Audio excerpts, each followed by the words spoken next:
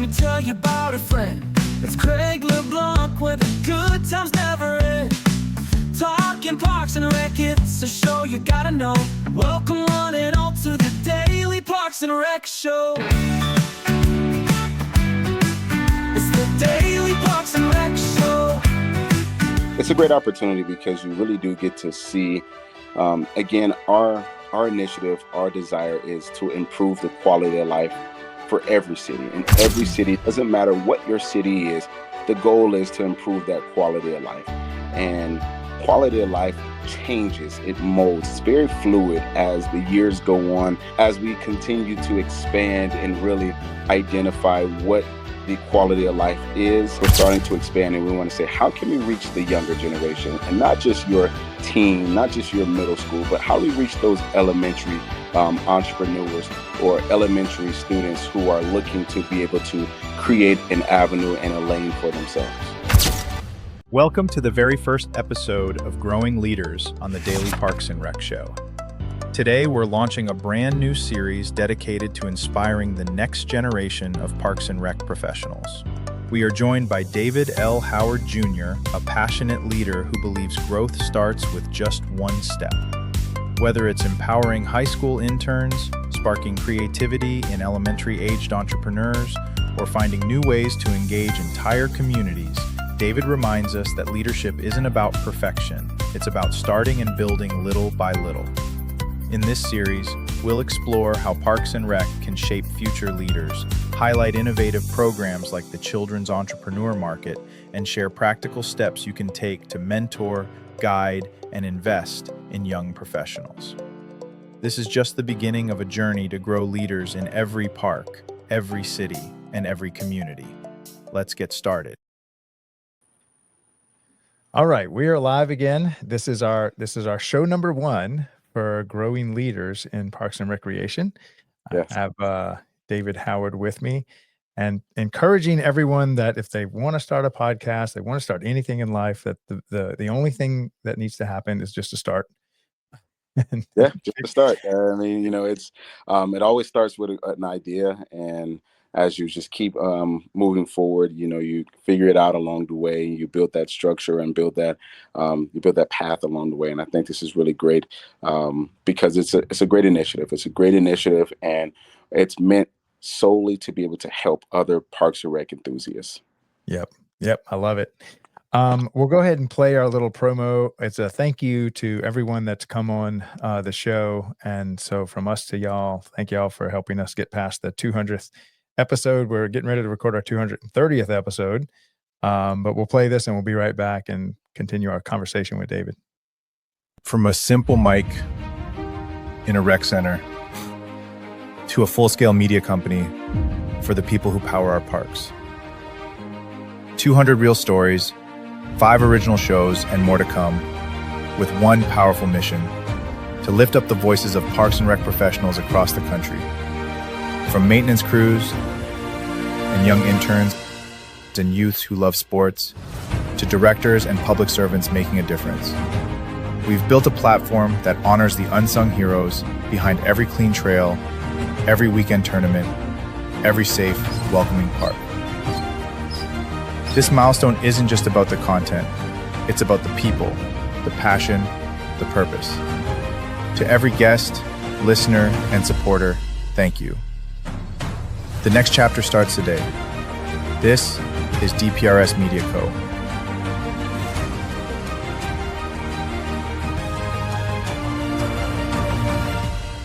Media for public service.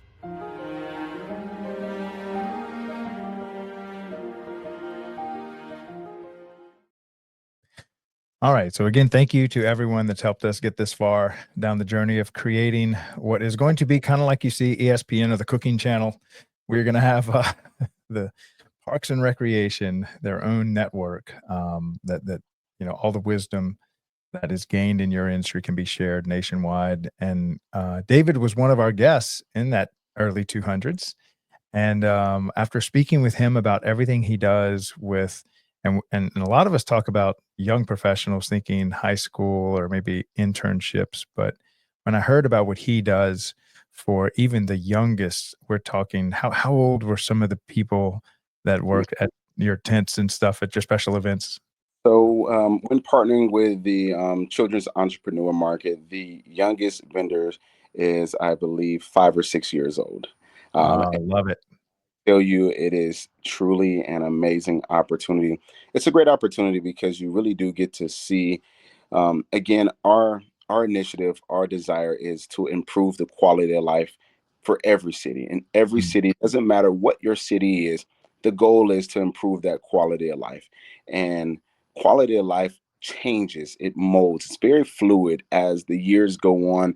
I mean, the quality of life during COVID looked totally different than what it looked like pre-COVID and post-COVID. So as we continue to expand and really identify what the quality of life is, how we can impact it, our role in impacting it, and the different age groups, we're starting to expand, and we want to say, how can we reach the younger generation, and not just your teen, not just your middle school, but how do we reach those elementary entrepreneurs or elementary students who are looking to be able to create an avenue and a lane for themselves. yep, I love that, and so I'm over here, I'm taking notes because we are basically building this show live, and so I wanted to give an example of, as I said before, if you have an idea, if you have a show that you'd like to create for Parks and Recreation or really at any other part of your life, and David, maybe you can speak to that, how important it is just to take that first step, that it doesn't have to be a perfect first step, and it rarely is, but how important it is to just to get moving on something that you seem to be passionate about. Yeah, I think the biggest thing is my when I play football, my coach used to always tell me, you don't eat an elephant in one bite. You Mm, eat it one bite at a time. So oftentimes podcasts and the podcast realm can seem overwhelming because society tells us when that you're not being successful unless you have hundreds of thousands or millions of followers. But when you're doing something and you truly have a passion for it, even if you just touch one person, that one person has still been impacted. You've still made a big difference. And that's what our goal is. Our goal isn't necessarily to step into this with the desire to say, hey, we want to be able to get 1 million views overnight. That's not mm, really what's realistic is, you know what? Hey, if we were to only impact just one person, and then that one person goes and changes the lives of another one person, that's what our goal is. Our goal is to be able to connect with other people, other Parks and Rec professionals, and just be able to help them to understand that, hey, you're not alone. And our desire is to be able to share that information because we're all dealing with the same thing. We mhm, all have the same passion, the same goal, but the desire needs to be start with just eating the elephant one bite at a time. Those mhm. who are sensitive to elephants, we're not truly eating elephants. I just throw that out there. But it's a metaphor for, hey, look, don't look at it as a giant mountain to overcome. It's literally just one step at a time and little by little. There's a book that I love. It's called The Slight Edge. And one of the reasons why I love it is because it takes the book and it says, okay, success in any realm is done incrementally. It's little Mm, by little. So what they'll say is they'll say, "Hey Craig, if you read 10 pages today, they won't no one's going to celebrate you for reading 10 pages today." But they said if you read 10 pages today and you do that for a course of a year, that's 3,650 pages. And on mm. average, that's 12 to 24 books by just starting with just 10 pages. So they say if you read 12 to 24 books a year, imagine how much more intelligent, how much more further along you will be than your competitive, than those who are around you. And as you continue to do it little by little, as you put those days in front of you and you continue to look at the days behind you, you'll see, man, look how much better I've gotten. Yeah.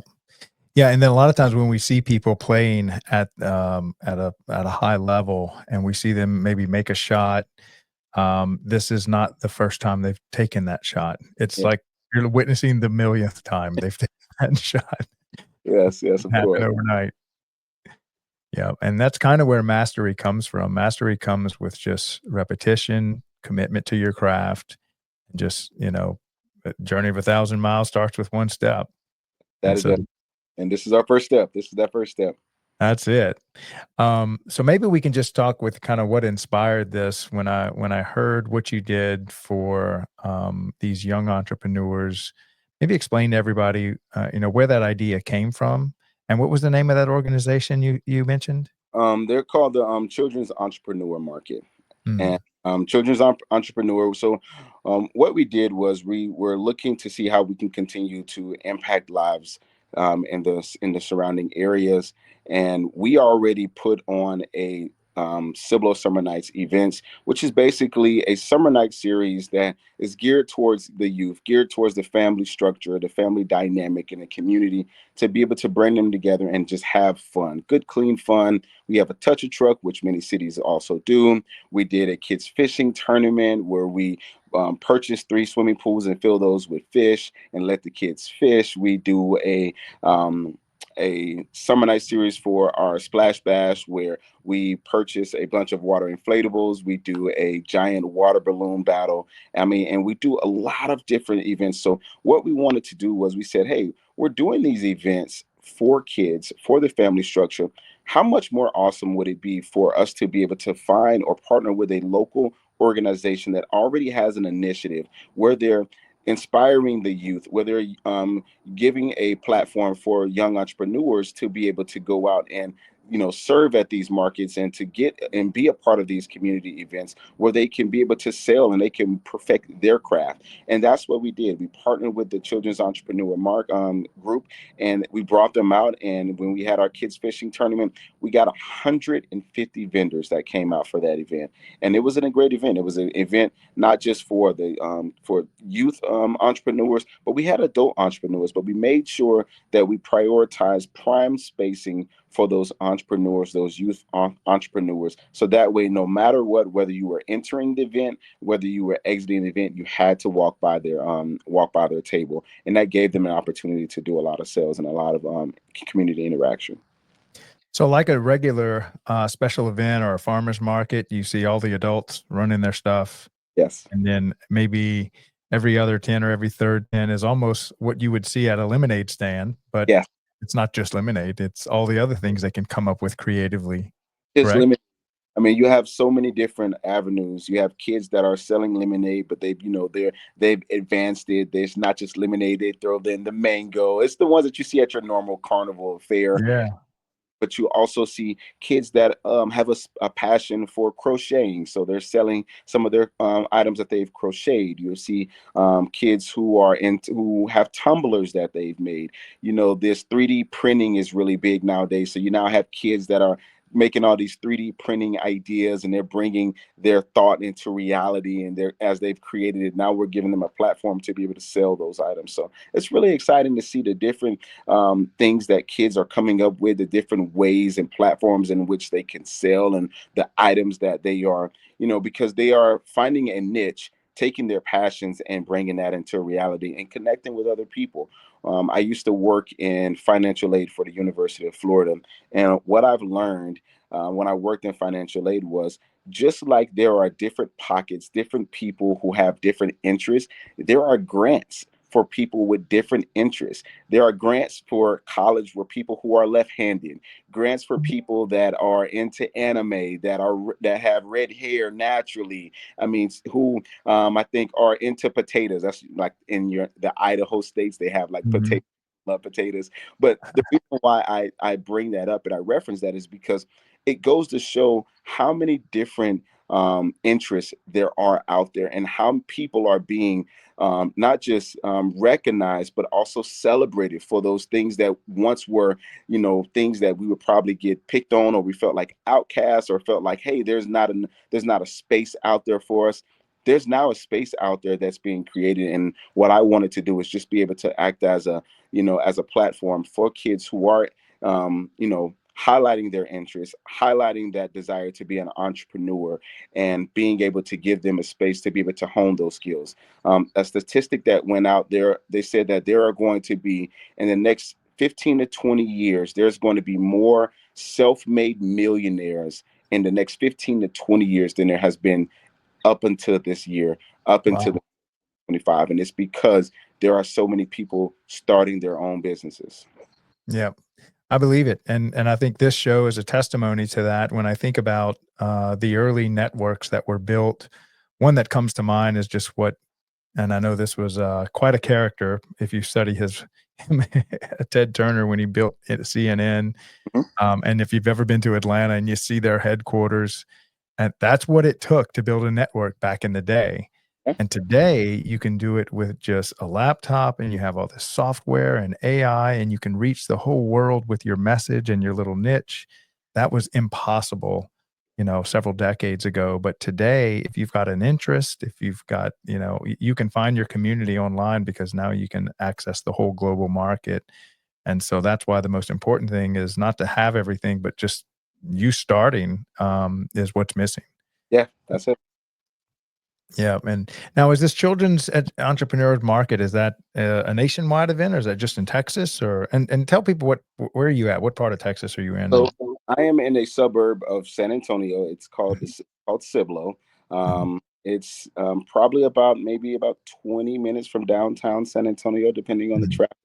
And the Children's Entrepreneur Group, I haven't heard that they are nationwide, but I would imagine that with an initiative like this, it could be something that does catch on and that will eventually push to a nationwide perspective because it is a really great initiative. It's a great initiative, and I think it's something that a lot of children, a lot of families would like to be involved in. Yeah. And as Parks and Rec, they have part-time, well, first there's the full-time staff of Parks and Rec, and then there's the part-time staff, which is sometimes 5 to 20 times bigger than the full-time staff. And then you have this wall of vendors that is helping you to provide. But then there's also these third-party nonprofits that kind of work within your Parks and Rec department. Maybe, and this would be one of them, but maybe you can speak to just these nonprofits that kind of partner with Parks and Recreation, similar to how the children's entrepreneur market has. How important is that to y'all providing the service y'all provide to the community? I think it's really important. As a Parks and Rec professional, it is very important for you to get out and get connected with the businesses in your local community and being able to connect them to the community. So oftentimes when we think quality of life, we think just for the residents, but quality of life is also for the business.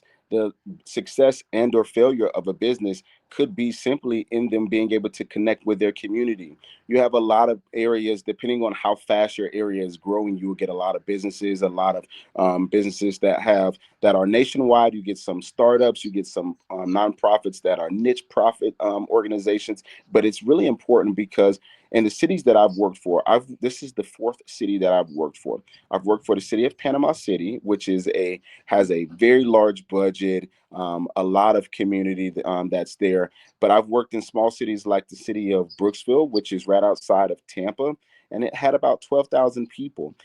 The reason why I bring that up is because I've worked in cities with large budgets and cities with small budgets. And when you Mhm. work in cities with small budgets, I've learned that you had to be very creative with how you get things done, with how you provide a resource, and how you make an impact in your community. Because where your budget may not cover, you may be able to partner with a local community, a local business, a local nonprofit that may still be able to help bring your ideas, bring the vision of what you want to do to fruition. Such as when I was working for the city of Brooksville, we had a high population of homeless community. What I did was I wanted to be able to help serve that community. So there's your niche. So now what I did was I partnered with Career Source. Career Source does a career fair, which is in just about every city. You have a career source. Well, they did a career fair, but they also do interview preps. So what I did was I partnered with them to be able to help impact the homeless community and those who are struggling with getting jobs. I said, hey, I'll give you the resources or the facility to do a career fair. Would you mind doing not only a career fair, but a resume building and interview prep course? Mhm. And then, based off of that partnership, what I then did was I put out the word to the community and said, hey, we're doing this, then we're doing a career fair. Oh, we're not only doing a career fair, but we're doing a resume building interview prep. And now, the added layer to that, let's do a gently used clothing drive to be able to make sure that those who are coming in for the job interviews on the career on the day that we have our career fair, they not only feel good about their resume, they feel good about being able to answer the questions, they feel comfortable. But now we've given them some gently used clothing for those who may not have it. So that way we're helping impact their quality of life by potentially getting them a job, their quality of life from a mental standpoint, and quality of life from a physical standpoint by being able to give them the clothing that they would need to feel confident. Yeah.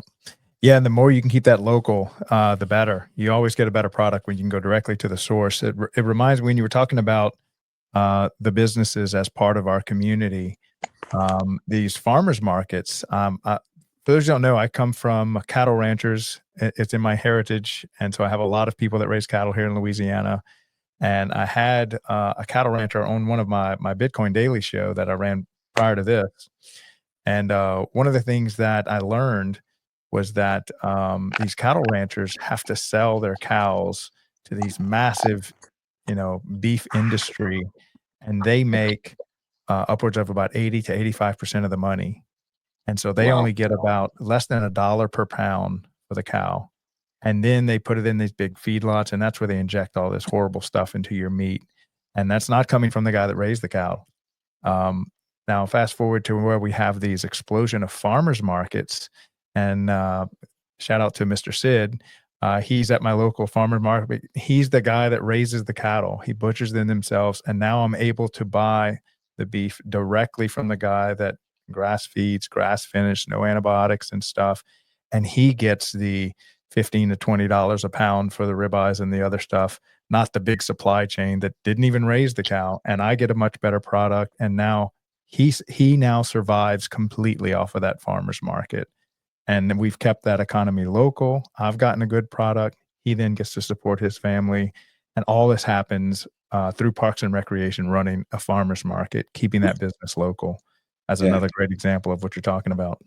Yeah, that's awesome. People don't understand how impactful you have certain areas that really becomes a domino effect of how it really, because like you said, when the Parks and Rec or when communities put on things like that, that gives the local farmer, the local business even more of a desire, even more of a reason to want to get involved in your local community, because that's where your dollars are being spent. But that's also, there's, as they go and connect with those businesses or the residents in the community, it just improves the quality of life.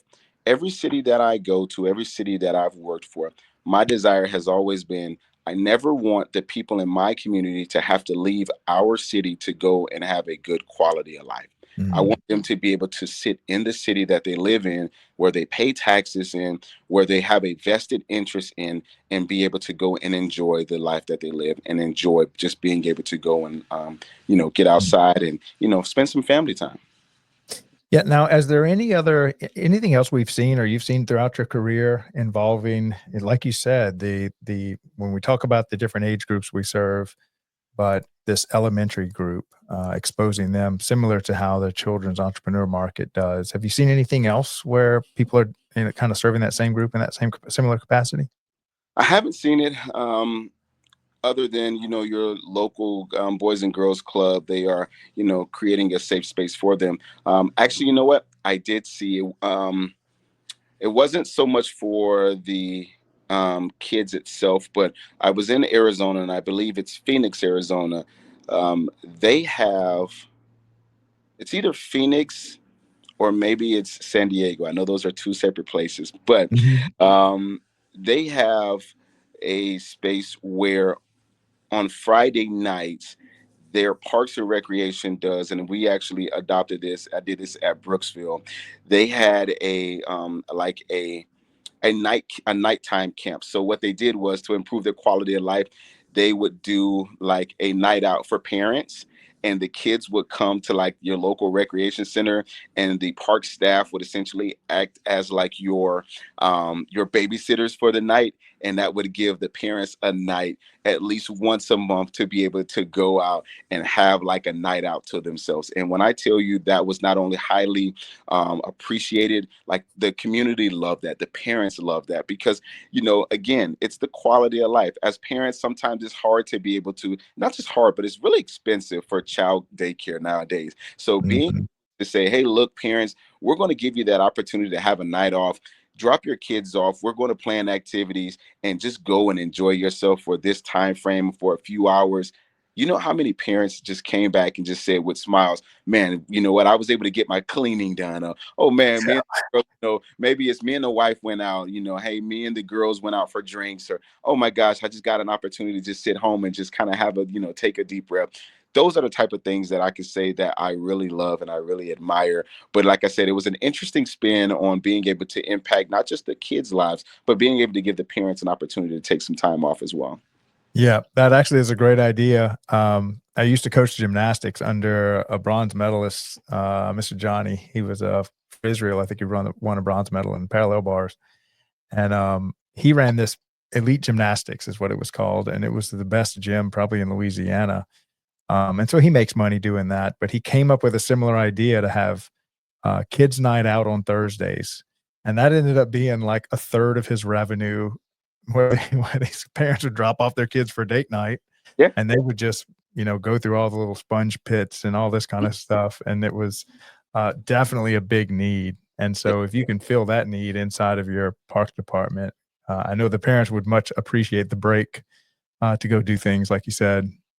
Yeah, they would. And like I said, so it's the thing. Another thing that I love about Parks and Recreation is it's one of those things where you can still dream. You can still be a Yeah. dream. That's why everyone like Parks and Rec is like like um, a welcoming career field. It's welcoming to everyone because everyone has their own experiences that can help improve quality of life. And the more creative you are, the more interesting you will see for your programming, and the more interesting the more of an impact you'll have to the community, because that's what the desire is, again, to impact quality of life. I have a chart that I created. I'll share it with you after we finish. But I have a chart that I created, and that chart basically says, in a full year's time, you should be able to say you've done a program that hits each one of these categories, each one of these demographics. So when you say that, when a person comes to your community, if you're able to say, hey, look, we have a program that fits each one of these needs, each one of these demographics, these niches, that's what helped take your Parks and Rec Mhm. impact to another level, because now you can actually track and you can actually say, hey, look, yeah, we have a space for this.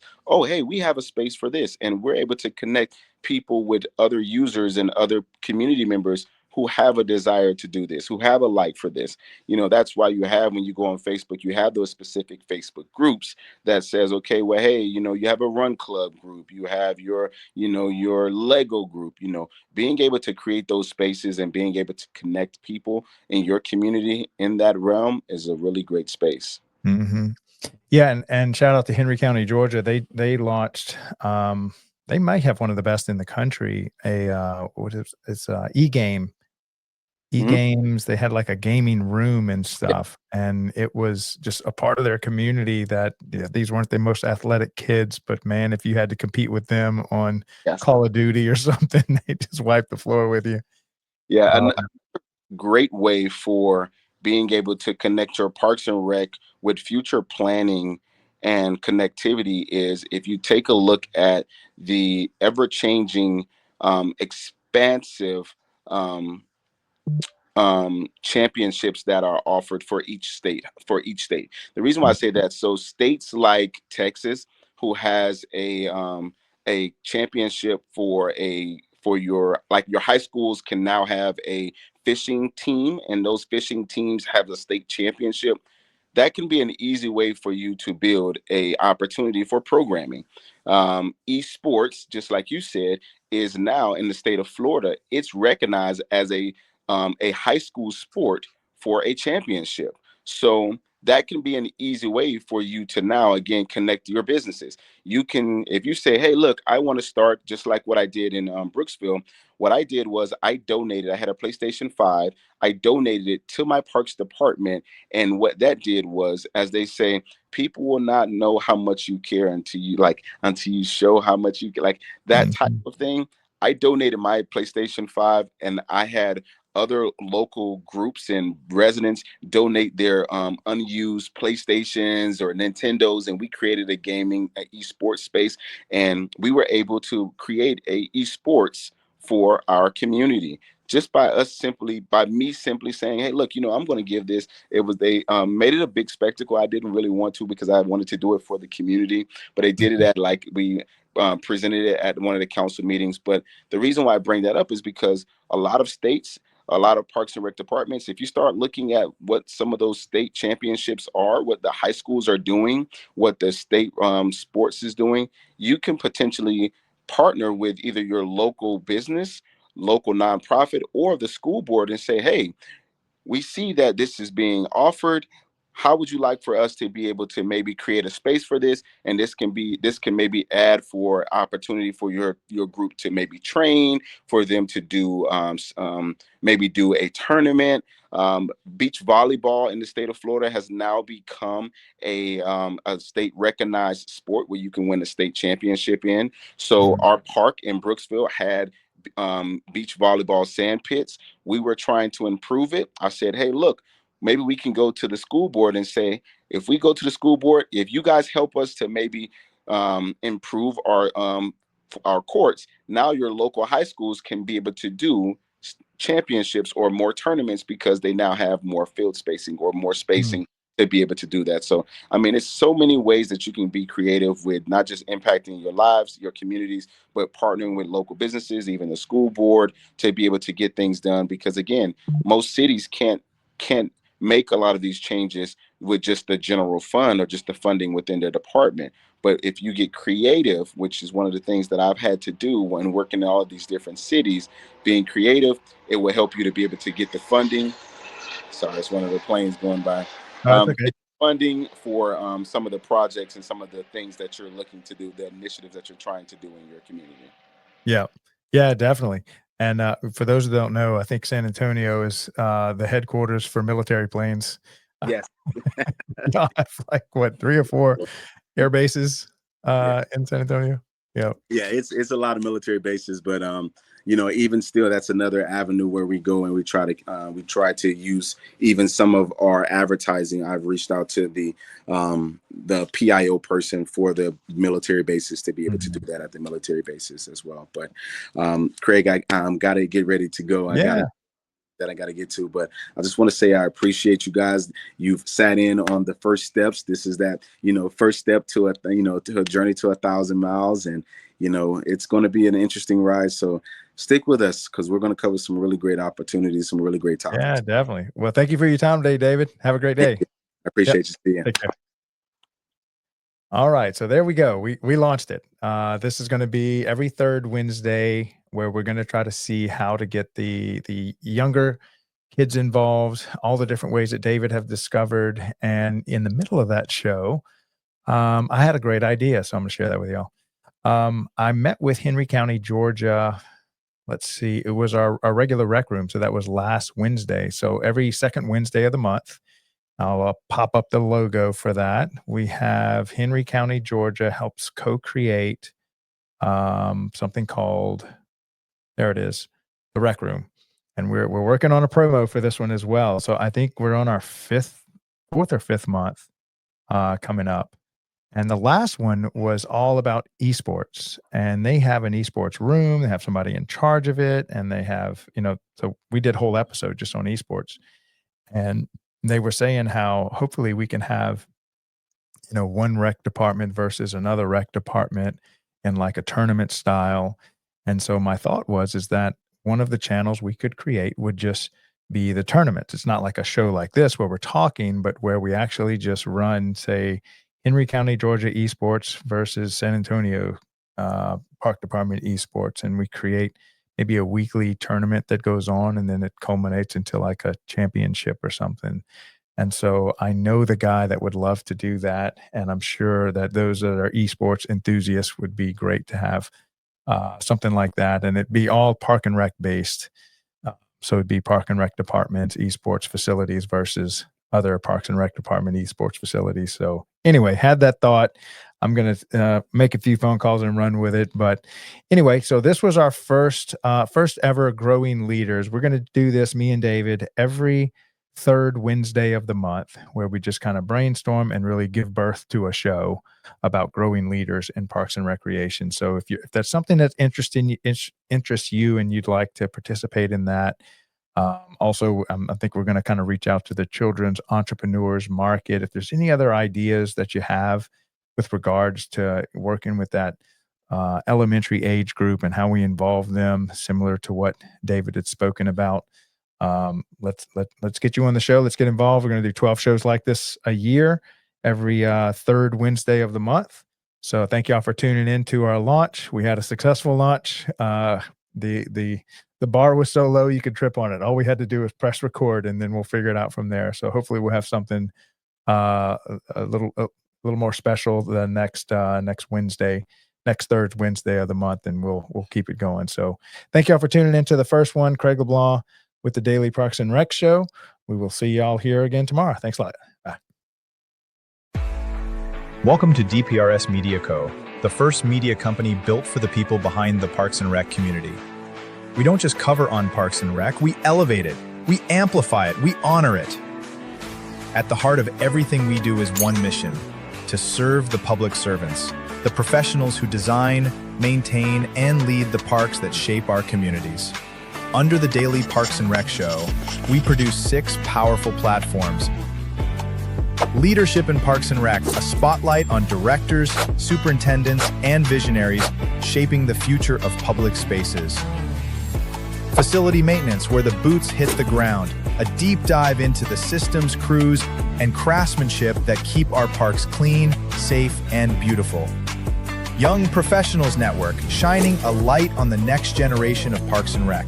Students, interns, and mentors sharing how we build a legacy together. Youth Sports Mastery, sponsored by National Academy of Athletics. This series is for coaches, parents, and rec leaders working to make youth sports fun, fair, and meaningful again. The Rec Room, hosted by the passionate leaders of Henry County Parks and Rec. This show brings frontline energy and real-life stories from the field. And the weekly Parks and Rec Post, our official newsletter delivering stories, insights, and community wins every week. We are DPRS Media Co., LLC, a media company with a mission to uplift the professionals who serve every community, every park, every day.